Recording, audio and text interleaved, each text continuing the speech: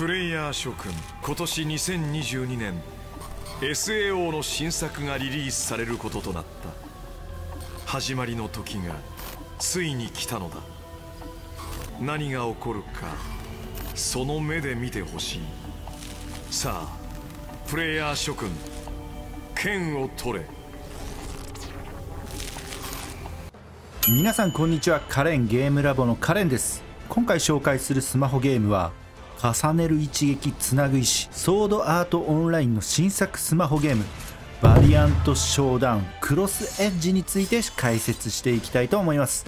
5月より CBT 参加受付が行われており、なんと CBT 参加資格を得ることができました。しかしながら6月10日開始予定であった CBT が延期となってしまい、開発チームからのお知らせでは6月10日13時より開始を予定しておりましたが、提供コンテンツのより一層の安定化を図るため、開催を延期させていただくことを決定いたしました。CBT の開始をお待ちいただいておりました皆様には、日程の変更に伴いご迷惑をおかけしますことをお詫び申し上げます。誠に申し訳ございません。この度の延期に伴い、テスト環境の最適化を図るために開催形式の変更も検討しておりますとのことです。詳しいことは Twitter をご覧ください。で、アナウンス上は6月中には延期日程が発表される見込みなので、今回は CBT カウントダウンということでおさらいを兼ねてゲーム紹介をしていきたいと思います。ここでお知らせ。このチャンネルでは定期的に最新の海外スマホゲーム事情を中心とした情報発信と、その中でも話題性の高いタイトルをピックアップタイトルとして連載配信しております。ぜひチャンネル登録よろしくお願いします。それでは見てまいりましょう。もはやこのタイトル解説不要かと思いますが、簡単に全世界で2600万部を突破した小説ソードアートオンラインの IP を使った新作スマホゲーム。小説、アニメ、ゲームとクロスメディアで展開されている人気の作品、通称 SAO。SAO の概要は VR-MMORPG ソードアートオンラインにログインした主人公キリトは1万人のプレイヤーと共にゲーム内に閉じ込められてしまい、デスゲームを強要されることとなる。ゲームオーバーが現実の死を招くという絶望的な条件下で、キリトはログアウトのためにゲームのクリアを目指す。概要はこんな感じで、そんな人気作品のアニメ10周年を記念した本作はアクション系ゲームということで、ソードアートオンラインの主人公キリトのような体験を味わうというのがコンセプトとなっており、世界観を十二分に体験できるであろう内容となっているようです。まずは本作の根幹となる物語のおさらい。なあ、クロスエッジって知ってるか？そのゲームの名前はキリトの耳にも届いていた。天才中学生がデザインしたという話題性もあり、多くのプレイヤーが注目していた。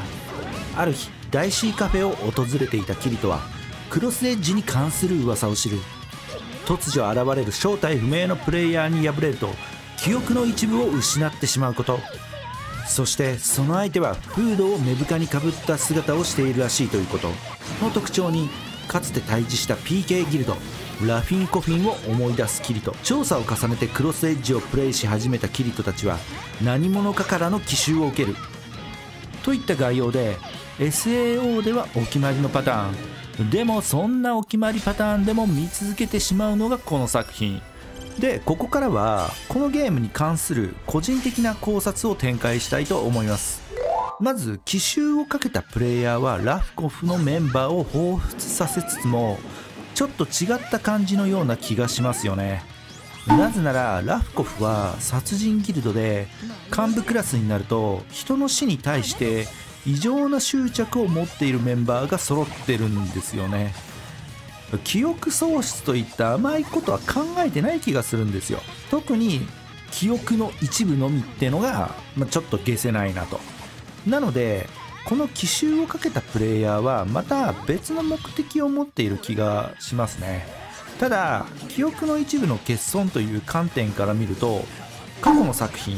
オーディナルスケールでも似たような記憶の一部の欠損というのがあったので、今回奇襲をかけたプレイヤーも SAO サバイバーを狙って何かしらの情報を集めていたりするんでしょうかね。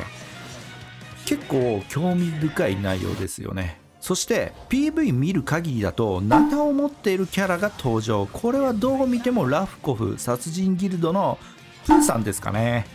まさか封印が解かれてしまったんでしょうか。そしてこのクロスエッジのキービジュアルでキリトが持っている剣に何か映り込んでるんですよ。パッと見プーさんっぽいんですが、顔の傷の形がちょっと違うので別のラフコフのメンバーなのかな。試しに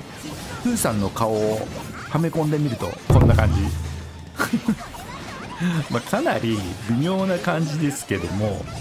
ちょっとこのビジュアルだけだとやっぱりわからんですね。一体誰なんでしょうかね。ちょっと楽しみですね。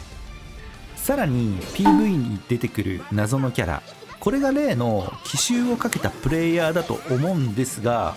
これパッと見勇気を連想させてしまいましたが、髪の色が違うことや持っている武器が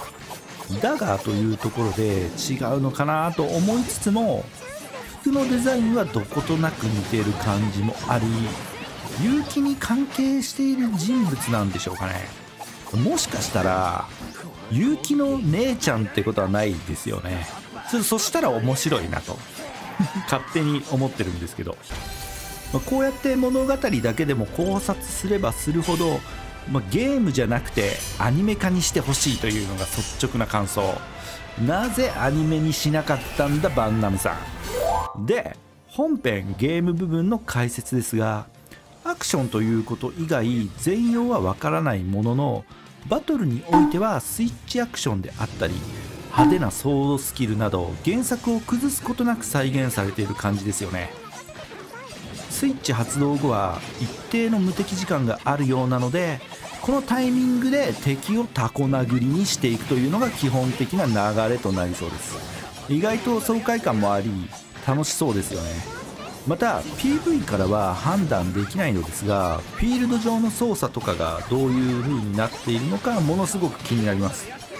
オープンワールド風にフィールドを駆け回れるのか、あるいはクエスト選択型でステージ内のみ移動可能なのかなど、それによって楽しみ方やプレイスタイルなど変わってきそうな感じです。個人的には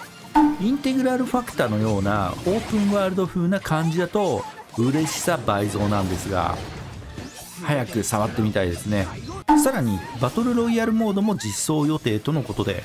これまたどういった形になるのか大変楽しみな要素です。当初はチーム戦でのバトルロイヤルを想定していたようですが、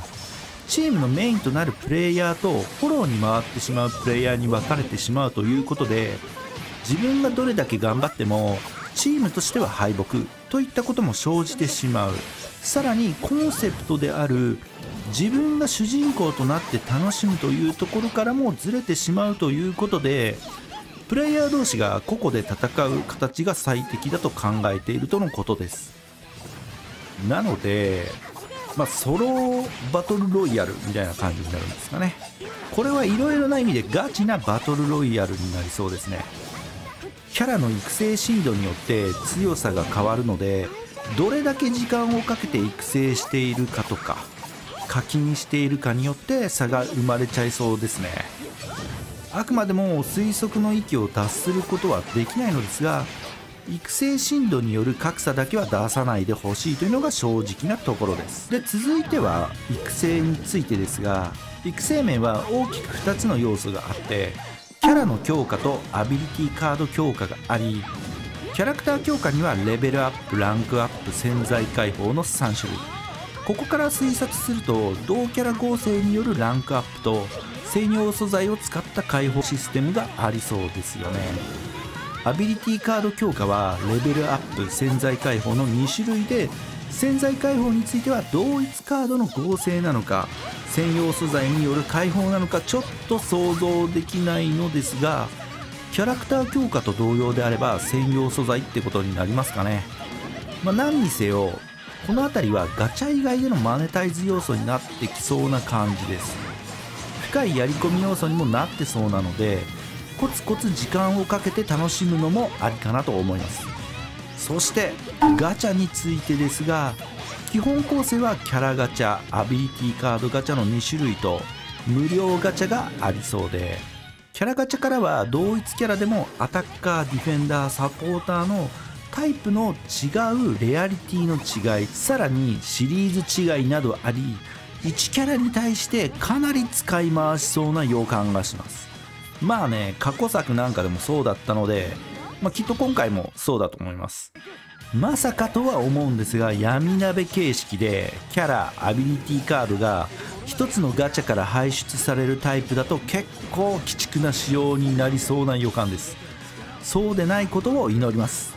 まだまだ推測の域を超えることはできませんが、全体にどんな内容になるのか早く遊んでみたいところです。はい、ということで簡単でありますが、今回はソードアートオンラインバリアントショーダウンクロスエッジ CBT 前カウントダウンということでおさらいを兼ねつつ考察してまいりましたが、いかがでしょうか。本作はソードアートオンラインファンにはたまらない作品と感じ取れる内容かと思います。僕も一ファンとして大変楽しみな作品なので期待してます。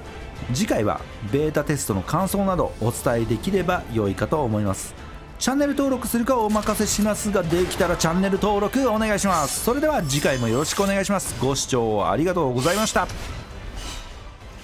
このチャンネルでは定期的に最新の海外スマホゲーム事情を中心とした情報発信と、